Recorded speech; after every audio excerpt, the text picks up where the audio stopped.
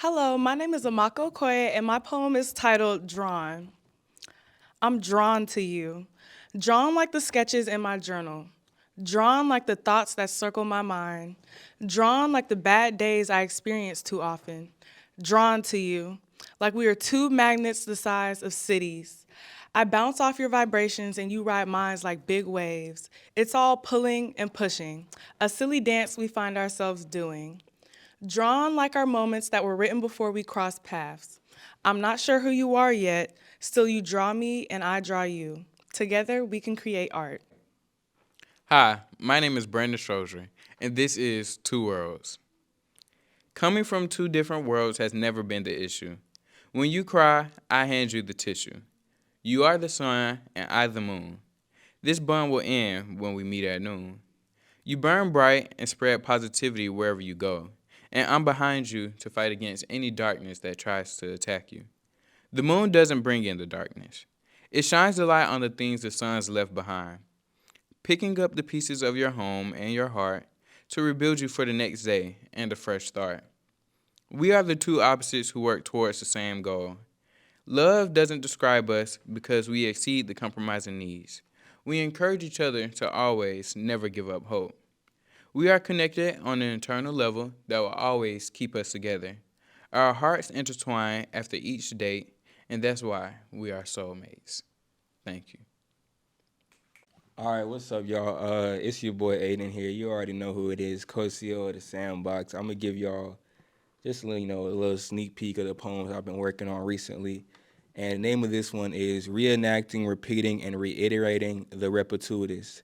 And it goes like indistinguishable, indiscernible, and indifferent, bold and banal bods, forsaking our folly future flesh for finite fun, through tears, tears, and torturous tutelage, melting pots mesh and mold men into monsters, mentalities and monasteries mutilated by materialism, white wreaths without woman's one worship, devotion to divinity, desire for the duchess, interfuse ignorant incel individuals, so surmised sexism and stereotype, worn, whipped, and wrought wastefully. My spirit secretes superfluous sin since seeped successfully. Thank you. Hi, my name is Kai, and this is a poem called Satellites. My heart orbits around you, like a satellite. We float around each other constantly, almost colliding. We drift away occasionally, always finding a way back. We have something that must be interrupted by a cosmic force, not by choice. Inseparable, we are like satellites. Hello, my name is Amaka, and the poem I'm reciting today is called Only a Flame. You sparked a flame in my world. It grew into a beautiful star. That star is my sun. At dawn, I'm alone, your flame has gone with you. But the sun rises every day I lay eyes upon you. Every glance, every smile, every touch, it grows bigger and stronger.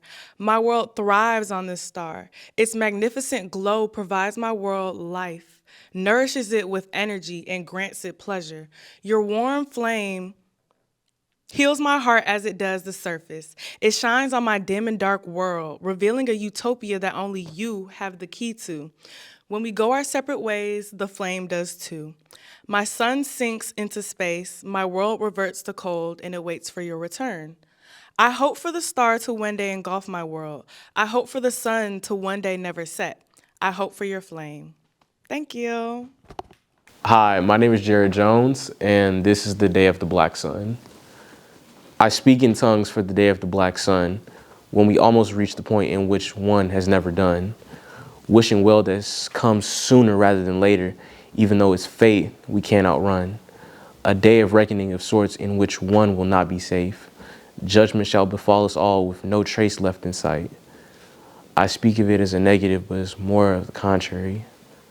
It shall be a day of acceptance and realization, the wake-up call we don't desire but need. Reality shall reveal her true colors as we see the world for what it truly is, a world of chance, as we dance to see what is truly fair. Good things happen to bad people, and we question why. Clues to the answer, we don't know what to do, but just sing out and cry. So I pray for the better days, and not just the ones where we all may be able to return to the fun as I speak in tongues for the Day of the Black Sun. Lately, I just been inside my mind. Internally, I've been looking for things that I can't find, but really just things that's right there in plain sight. I really know what it is. I just know that it's there. You know what I mean?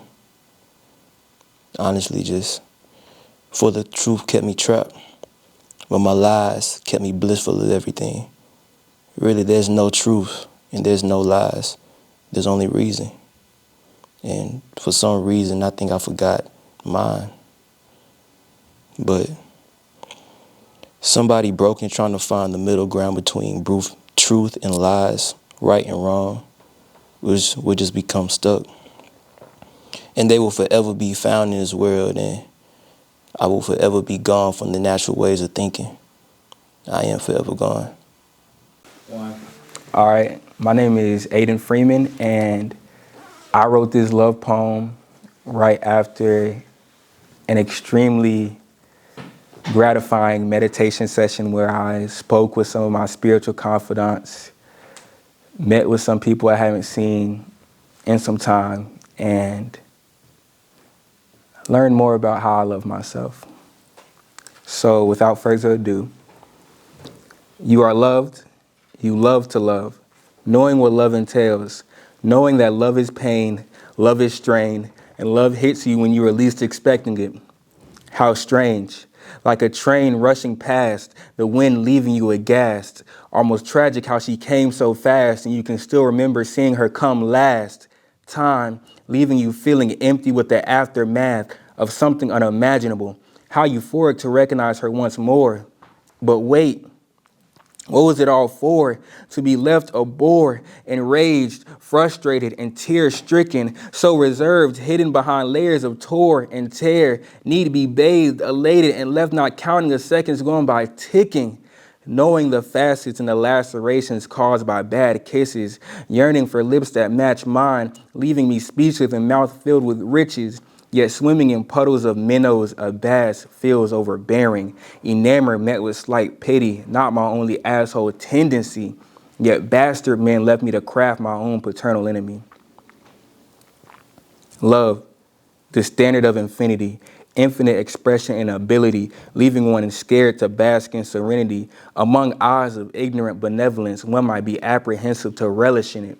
Fear clouded the mind of the coddled, nurtured and cradled the oath. Yet among an age of processed loaf and quick toast, we're drunk in fear, leaving us to roast to what need not be feared. Thank you. Double cups for the day that I damn my soul. Constantly pouring my life away shall surely take a toll. Being that I created my circumstances, I must be reminded that love can be as small as a lump of coal. I do as I please, playing Russian roulette with every certain sip. Drowning in the pit of pain as loved ones tell me to catch a grip. Purple resembles royalty, but all I see is regret. A well of wishes fills my mind as my escape from this game has been set. Call it what you want as I wash away with some of the royal flesh. As I cast my bet, the sound of cracked seals rings my ears if it were a bell. People ramble on about the afterlife, but I believe this is hell. The world is ending as we know it, as all the mighty men have fell. The day of salvation shall come, but only time will tell. I'll make a heaven for myself as I try to reach my goal. But it's a day comes, I'll have my double cups for the day that I damn my soul. Hi, my name is Brandon Schroeder, and this is Chameleon. My outfit says a lot about me. Black and red are my favorite colors to wear. They help me blend in with the crowd.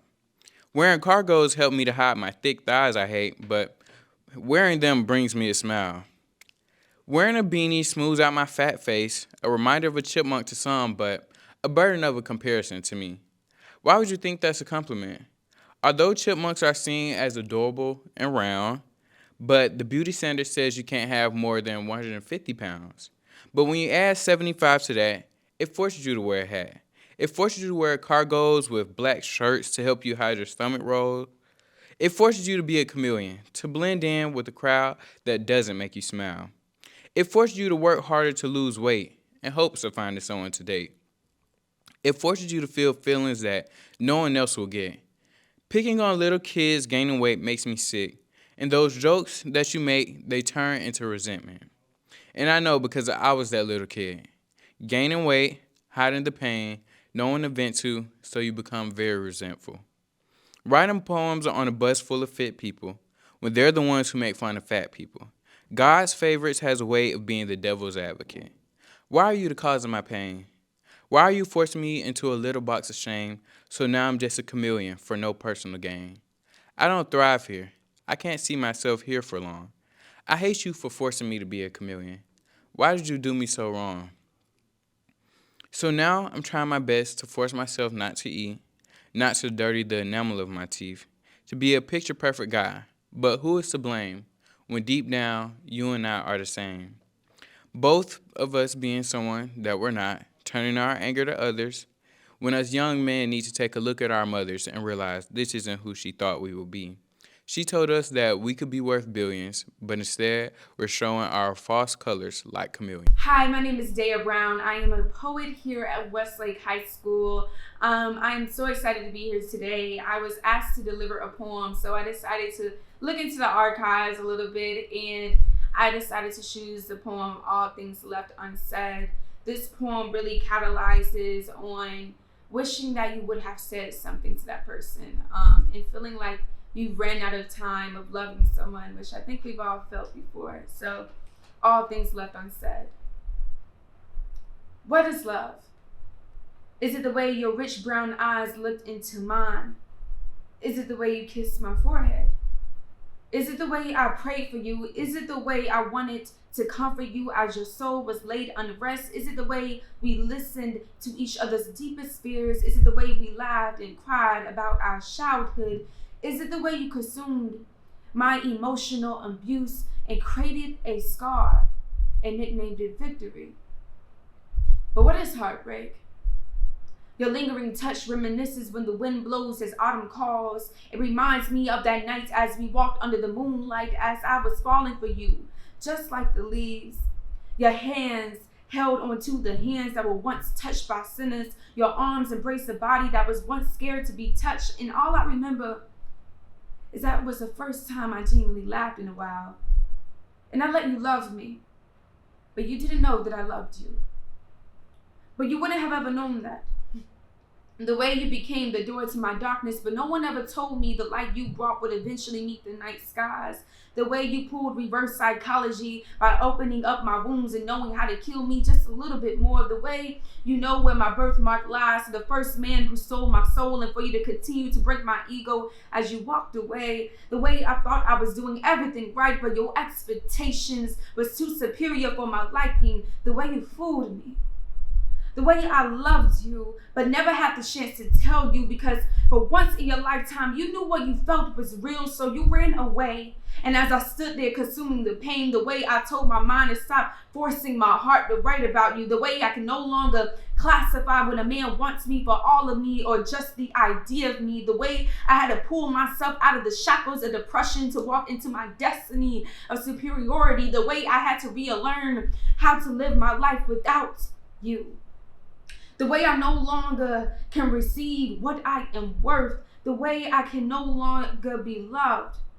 Because what I thought was love was a false perception of a man who was scared to fall in love. But you opened the door of lust and walked out with anyone at any time or any place, like you did with me and her over there and her in the corner.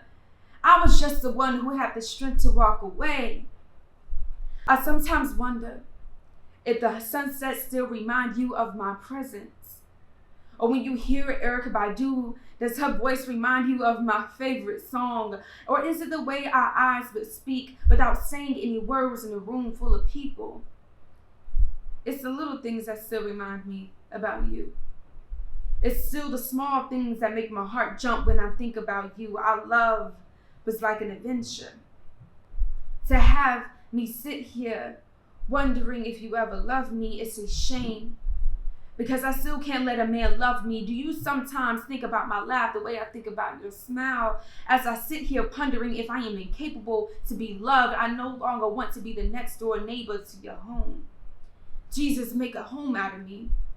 If the excitement you had when your eyes would meet mine was true, if the tightness of your hug was genuine, if the testimonies you recited were worthy enough for my heart to receive, At the times you told me I was beautiful, it was all a lie. And I know I can never get you back because I lost myself while trying to love you. What a shame. Because it was all just so temporary. And I hate that I still write about you.